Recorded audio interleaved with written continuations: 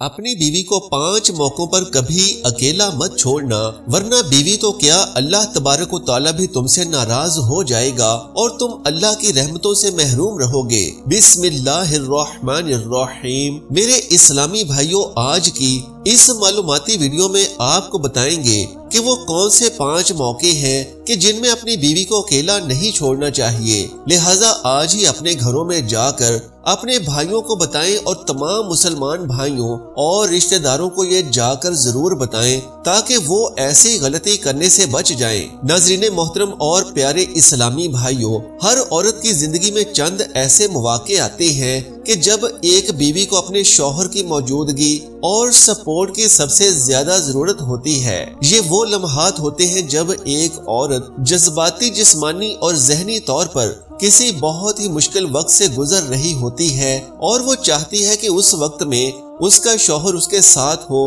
لہٰذا کسی بھی عورت کی زندگی میں یہ 5 لمحات نہایت ہی اہم ہوتے ہیں اور بہت زیادہ اہمیت کے حامل ہوتے ہیں، کیونکہ وہ اپنے شوہر سے حوصلہ اور مدد کی امید رکھتی ہے اور ہر بیوی کو یہ توقع ہوتی ہے کہ ان 5 لمحات میں اس کا شوہر اس کے ساتھ کھڑا ہو، اس کا ہاتھ تھامے اور اس کی مشکلات میں اس کا ساتھ دے۔ آج کی ویڈیو میں جو اسلامی تعلیمات دی جائیں گی، ان سے یہ پتا چلے گا کہ وہ کون سے 5 مواقع ہیں کہ جب ایک عورت کو اپنے شوہر کی سب سے زیادہ ضرورت ہوتی ہے۔ خلیفہ دوم امیر المومنین حضرت سیدنا عمر فاروق رضی اللہ تعالیٰ عنہ کا دور تھا اور آپ کا درباری خلافت لگا ہوا تھا جب ایک عورت آپ کے سامنے اس حالت میں حاضر ہوئی کہ اس کا لباس اور چال ڈھال پرا گندا تھی اور وہ انتہائی درد بھرے لہجے میں بولی کہ اے امیر المومنین، میری شادی کو 10 ماہ کا عرصہ گزر چکا ہے، پورے 10 مہینے گزر چکے ہیں،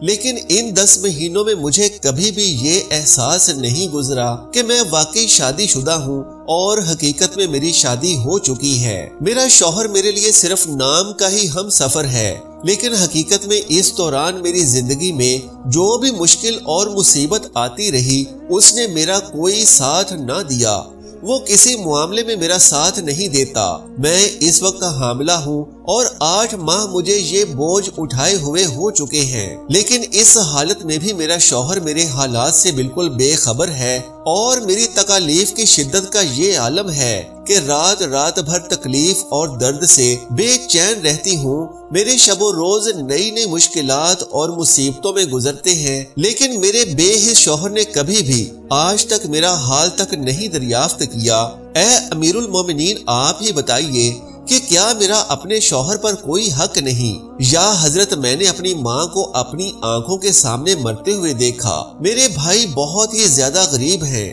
میرے والد اس دنیا میں نہیں ہیں، یعنی میرے والد اس دنیا سے رخصت ہو چکے ہیں، لیکن وقت کی ان تمام ستم ظریفیوں کے باوجود بھی میں نے کبھی اپنے آپ کو تنہا محسوس نہیں کیا تھا، کیونکہ مجھے یہ امید تھی اور میرا یہ ارمان تھا کہ میرا شوہر تو میرے سر پر موجود ہے اور وہ میرا ہر معاملے میں سہارا بنے گا، لیکن افسوس کہ وہ بھی میرا سہارا بننے کو تیار نہیں ہے، میرا ساتھ دینے کو تیار نہیں ہے۔ سیدنا عمر فاروق نے اس عورت کے درد بھری داستان سنی تو فوراً اپنے دربار میں اس کے شوہر کو حاضر کرنے کا حکم جاری فرمایا۔ امیر المومنین کا حکم سنتے ہی چند سپاہی روانہ ہوئے اور کچھ ہی ساعتوں کے بعد وہ شخص عدالت میں پیش کر دیا گیا۔ شوہر جب دربار عدل میں داخل ہوا تو اس کے چہرے پر شرمندگی، ندامت اور خوف کے تاثرات نمایاں تھے۔ سیدنا عمر فاروق رضی اللہ تعالی عنہ نے اسے اپنی حکیمانہ نگاہوں سے دیکھا اور پوچھا کہ کیا یہ عورت تیری بیوی ہے؟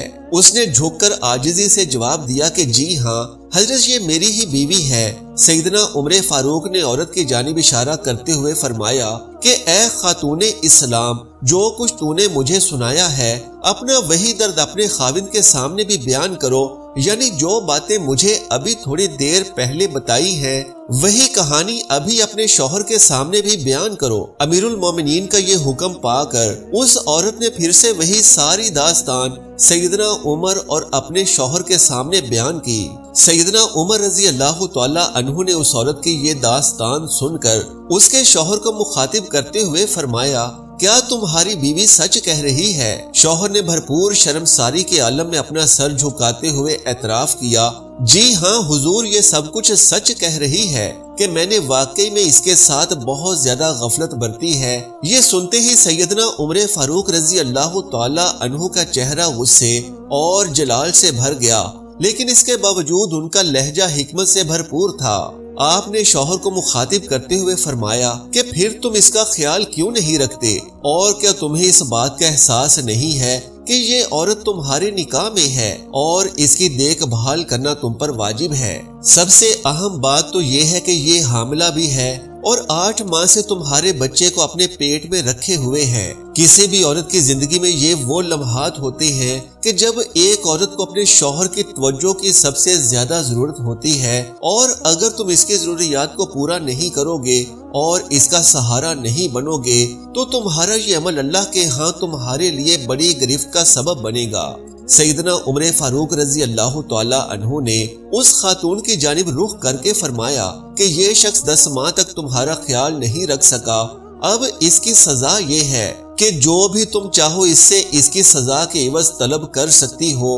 اور یہ تمہیں دینے کا پابند ہوگا، کیونکہ بطور امیر المومنین یہ میرا حکم ہے۔ عورت نے سر جھکا کر کہا کہ اے امیر المومنین، میں اس سے کچھ بھی نہیں مانگتی، صرف اتنا چاہتی ہوں کہ یہ میرے حال احوال کا فکر کریں اور میرا خیال رکھیں، اور میں ان سے بس اتنا ہی چاہتی ہوں کہ میری تکالیف میں یہ میرا سہارا بنے۔ عورت کی یہ باتیں سن کر سیدنا عمر فاروق رضی اللہ تعالی عنہ کی آنکھوں میں آنسو آ گئے اور وہ اس عورت کی بات سن کر مسکرا دیے۔ اسی دوران سیدنا علی شیر خدا کرم اللہ وجہ الکریم بھی دربار خلافت میں تشریف لے آئے۔ سیدنا عمر نے انہیں دیکھ کر خوشی کا اظہار کیا اور فرمایا کہ اے داماد رسول صلی اللہ علیہ وآلہ وسلم، جاتے جاتے اس عورت سے یہ فرماتے جائیں کہ ایک بیوی کے کون سے حقوق ہیں کہ جنہیں پورا کرنا اس کے شوہر کے لیے ضروری ہے۔ اس عورت کے شوہر کو یہ ضرور سمجھا دیجئے کہ اس پر اس کی بیوی کے کون کون سے حقوق واجب الادا ہیں،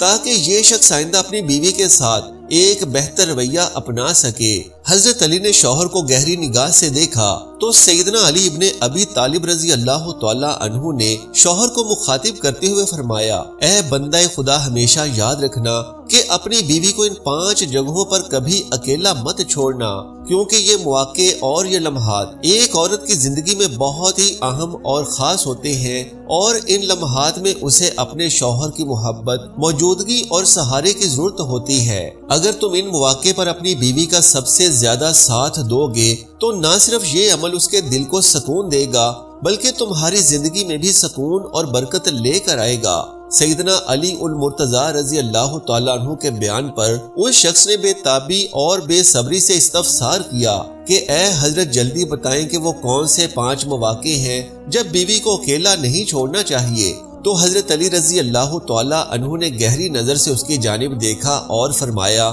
سن لو کہ ان 5 موقعوں میں سے پہلا موقع ہے بیماری کی حالت۔ جب تمہاری بیوی بیمار ہو تو اسے کبھی بھی اکیلا نہ چھوڑنا، کیونکہ یہ وہ وقت ہوتا ہے جب ایک بیوی کو اپنے شوہر کی سب سے زیادہ ضرورت ہوتی ہے، کیونکہ بیماری کی حالت میں ایک عورت بہت کمزور اور بے بس ہو جاتی ہے اور اس وقت اسے ایک مضبوط سہارے کی ضرورت ہوتی ہے۔ یہاں تک کہ اگر کنواری عورت بھی بیمار ہو جائے تو اس کی بھی یہی خواہش ہوتی ہے کہ کاش اس وقت میرا کوئی شوہر ہوتا جو میرے سرہانے بیٹھ کر میری بیماری کے عالم میں میرا حال پوچھتا اور میرا حوصلہ بڑھاتا۔ تو ذرا سوچو کہ اگر ایک کنواری عورت کا بھی یہ ارمان ہوتا ہے تو بتاؤ کہ ایک شادی شدہ عورت کیا محسوس کرتی ہے جب اس کا خامد اس کی بیماری میں اس کا حال احوال نہیں پوچھتا، جب ایک شوہر بیماری کی حالت میں اپنی بیوی کے سرہانے بیٹھ کر اس کا حال پوچھتا ہے اور اس کا خیال رکھتا ہے اور اس کے سر پر ہاتھ رکھ کر اس کا درد بانٹتے ہوئے اسے صرف یہ کہتا ہے کہ بالکل فکر کرنے کی کوئی ضرورت نہیں کیونکہ میں تمہارے ساتھ ہوں،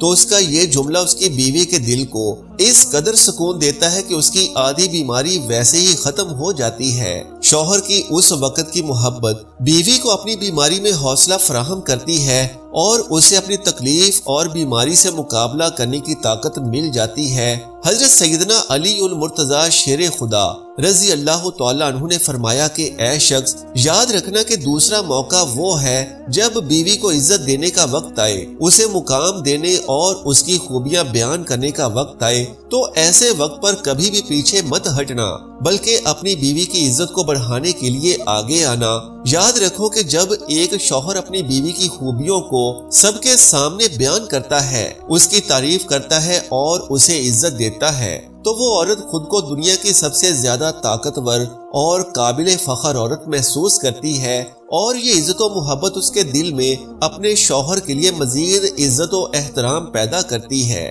اگر شوہر ایسے موقع پر پیچھے ہٹ جائے اور بیوی کی اہمیت کو نظر انداز کرے تو اس کے دل کو توڑ سکتا ہے۔ یاد رکھو کہ عزت وہ چیز ہے جو ایک عورت کی سب سے بڑی طاقت ہے، اور جب ایک عورت اپنی بیوی کو یہ طاقت دیتا ہے تو بیوی نہ صرف اس کا ساتھ دیتی ہے بلکہ ہر ایک مشکل میں اپنے شوہر کے ساتھ کھڑی رہتی ہے، اس کے شانہ بشانہ کھڑی رہتی ہے۔ ناظرین محترم، ایک شوہر کا کسی بات پر اپنی بیوی کے ساتھ جھگڑا ہو گیا اور بیوی غصے میں آ کر اپنے میکے چلی گئی اور جاتے ہوئے سخت لہجے میں بولی کہ اب میں کبھی تمہارے گھر میں واپس نہیں آؤں گی۔ شوہر کو کچھ دن بعد ہی اپنی غلطی کا احساس ہوا اور بیوی کو منانے کے لیے اسے فون کیا، اور جیسے ہی اس نے کال کی اور نرم لہجے میں اپنی بیوی سے کہا کہ مجھ سے ہی غلطی ہوئی ہے اور پلیز مجھے معاف کر دو اور میرے پاس واپس آ جاؤ، لیکن بیوی اب بھی ناراض تھی اور جواب دینے لگی کہ نہیں، ہرگز نہیں، کیونکہ اب معافی کا وقت گزر چکا ہے۔ پھر بیوی نے کہا کہ ایک کام کرو، شیشے کا ایک گلاس اٹھاؤ۔ اس کے کہنے پر شوہر نے فون کے دوران ہی ایک شیشے کا گلاس اٹھا لیا اور بتایا کہ میں نے گلاس اٹھا لیا ہے۔ تب بیوی بولی کہ اب اسے زور سے زمین پر پٹخ دو۔ شوہر نے پوچھا کہ آخر تم ایسا کیوں کروانا چاہتی ہو؟ بیوی نے کہا کہ جیسا میں کہتی ہوں ویسا ہی کرو۔ تب شوہر نے وہ گلاس زور سے زمین پر دے مارا، اس زور سے گلاس زمین کے ساتھ ٹکرایا کہ ٹکڑے ٹکڑے ہو گیا۔ بیوی نے کہا کہ اب ان ٹکڑوں کو جوڑو۔ تب شوہر نے جواب دیا کہ ایسا تو ممکن ہی نہیں ہے کہ میں اسے جوڑ سکوں، کیونکہ اس کے تو ٹکڑے ٹکڑے ہو چکے ہیں، اور اگر میں اسے جوڑ بھی دوں تب بھی ٹوٹنے کے نشان باقی رہیں گے اور یہ پہلے جیسا نہیں ہو سکے گا۔ تب بیوی نے روحانسی آواز میں کہا کہ بس یہی تمہارے اور میرے تعلق کی کہانی ہے کہ جیسے یہ گلاس ایک بار ٹوٹنے کے بعد پھر کبھی اپنی اصلی حالت میں واپس نہیں آتا، بالکل ویسے ہی میرے دل پر جو چوٹ لگی ہے اور جو زخم تم نے دیا ہے وہ کبھی بھی بھر نہیں سکتا، لیکن اگر کبھی کسی مجبوری میں تمہارے پاس واپس آ بھی گئی تو ہمارے درمیان پہلے والی محبت اور اعتبار کبھی نہیں بنے گا۔ بیوی کی ان باتوں نے شوہر کے دل کو بری طرح سے جھنجھوڑ کر رکھ دیا اور اسے اپنی غفلت اور زیادتی کا شدت سے احساس ہوا۔ ناظرین محترم، سیدنا علی رضی اللہ تعالی عنہ نے فرمایا کہ کبھی بھی اپنی بیوی کے سامنے اس کے والدین کا گلہ مت کرنا۔ پھر فرمایا کہ تیسری جگہ جہاں پر بیوی کو اکیلا نہیں چھوڑنا چاہیے، حضرت علی نے فرمایا کہ کبھی بھی بیوی کے سامنے اس کے والدین کا گلہ مت کرنا، اور نہ ہی اپنی بیوی کے ساتھ اس کے والدین کے سامنے چیخنا چلانا۔ ناظرین، حضرت سیدنا علی رضی اللہ تعالی عنہ کی یہ نصیحت آج کے معاشرے میں انتہائی اہمیت کی حامل ہے، کیونکہ ہمارے معاشرے میں یہ ایک عام رویہ بن چکا ہے کہ ایک شوہر اپنی بیوی کے والدین کو تنقید کا نشانہ بنانے کا کوئی موقع ہاتھ سے نہیں جانے دیتا،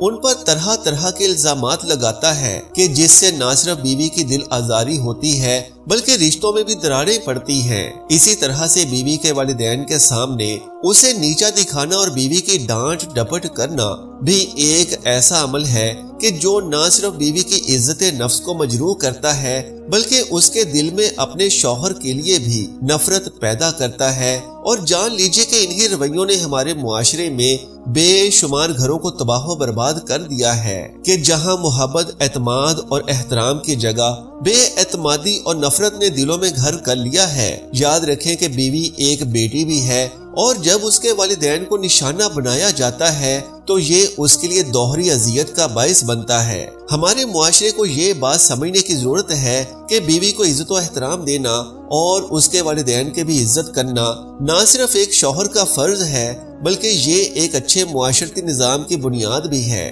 جب ایک شوہر اپنی بیوی کے والدین کی عزت کرے گا تو نہ صرف اپنی بیوی کا دل جیتے گا بلکہ دونوں خاندانوں کے درمیان محبت اور اتحاد کا بھی سبب بنے گا۔ لہٰذا سیدنا علی المرتضیٰ نے فرمایا کہ اے شخص کبھی بھی اپنی بیوی کے سامنے اس کے ماں باپ کا گلہ نہ کرنا، اسی طرح سے بچوں کے سامنے اپنی بیوی کے ساتھ لڑائی جھگڑا نہ کرنا، یعنی بچوں کے سامنے اپنی بیوی کو ڈانٹنے مت بیٹھ جانا، اور بیوی کے بھائیوں کے سامنے بیوی کے ساتھ چلا چلا کر باتیں مت کرنا۔ آپ نے فرمایا کہ یہ 5 موقع اس طرح کے ہوتے ہیں کہ جن پر ایک بیوی کو اپنے شوہر کی سپورٹ اور اس کی مدد کی بہت اشد ضرورت ہوتی ہے، اور ان 5 موقعوں پر بیوی کو حوصلہ وہی شخص دے سکتا ہے جو کہ ایک اچھا شوہر ہوتا ہے۔ سیدنا علی رضی اللہ تعالیٰ عنہ سے پوچھا گیا کہ ایک مرد اپنی بیوی کے سامنے عزت دار کب بنتا ہے، تو نہایت افسوس اور فکر و غم سے بتانا پڑ رہا ہے کہ اگر آج کے مرد کا کریکٹر دیکھا جائے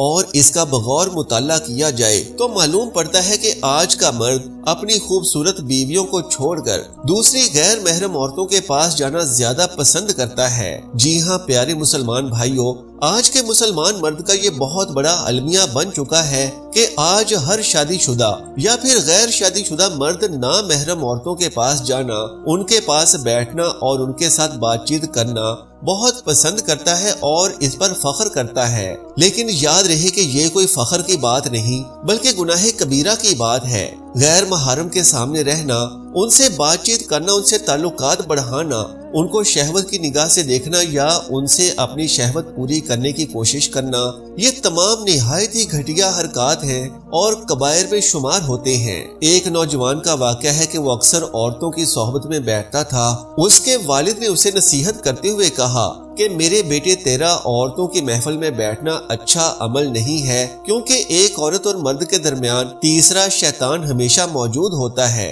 اور یہ ان دونوں کو گناہ پر آمادہ کرتا ہے، اور انسان کا یہ عمل نہ صرف اخلاقیات کے خلاف ہے بلکہ دین کے اصولوں کے بھی خلاف ہے۔ لیکن اس نوجوان نے اپنے والد کی بات کو سنجیدگی سے لینے کے بجائے جواب دیا کہ ابا جان، میرا ذہن بالکل ٹھیک ہے اور میں گناہ پر آمادہ نہیں ہوتا۔ شیطان کے کیا مجال کہ وہ مجھے بہکا سکے، کیونکہ میں ہمیشہ اپنے اوپر مکمل قابو رکھتا ہوں۔ تو اس نوجوان کے والد نے اس کی ضد کو دیکھتے ہوئے اسے ایک مثال کے ذریعے سے سمجھانے کی کوشش کی اور کہا کہ اچھا ایسا کرو کہ بازار سے اچھا اور عمدہ قسم کا 2 کلو پھل خرید کر لاؤ اور پھر میں تمہیں ایک آسان طریقے سے سمجھاؤں گا۔ وہ نوجوان بازار گیا اور اچھا تازہ اور عمدہ پھل لے کر والد کے پاس پہنچ گیا۔ والد نے دیکھا اور تعریف کی کہ یہ پھل تو واقعی بہت تازہ اور عمدہ ہے۔ پھر والد نے بیٹے سے کہا کہ اب تم پھر سے بازار جاؤ اور 2 کلو گلا سڑا اور باسی پھل لے کر آؤ۔ بیٹا حیران ہوا تو باپ نے کہا